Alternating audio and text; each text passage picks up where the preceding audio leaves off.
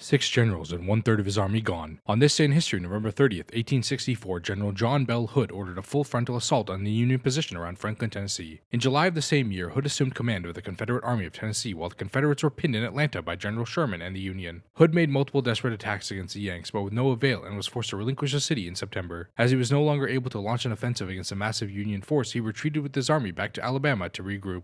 By early November, he moved north into Tennessee to draw Sherman out of the Deep South, but by then, Sherman had enough troops to split his army. Sherman dispatched General George Thomas to the Nashville area to deal with Hood, while he took the rest of the Union forces on his march to the sea, where he destroyed most of central Georgia. On November 29th, Hood approached the city of Franklin, just south of Nashville, where Thomas was waiting. At the same time, another Union force under John Schofield was moving from the south to combine the two armies. Aware of his position, Schofield tried moving past the Confederacy. Hood tried to flank him, but was unable to, and the Union became firmly entrenched in Franklin. Furious about his circumstances and upset with his subordinates, Hood prepared for a full frontal assault, but was handicapped by one of his 3 divisions still en route and by artillery reinforcements that had not yet arrived. Although foolish, Hood wanted to motivate and discipline his army and instill some confidence in them, so on November 30th he charged the Union defenses and launched his attack. A portion of the outer trenches was captured, but the Yankees launched a counterattack that decimated Hood's forces, preventing further advance and inflicting significant casualties. Out of 15,000 Union troops who engaged, around 200 were killed and more than 2,000 were injured. For the Confederacy, 23,000 men fought at Franklin, with approximately 1,750 dying and 5,500 wounded or captured. Amongst the losses were 6 Confederate generals, with another 5 wounded and 1 captured. However, that wasn't the end for General Hood. He continued to attack Thomas, and 2 weeks later took the remainder of his army to fight the Union at Nashville, suffering an equally disastrous defeat.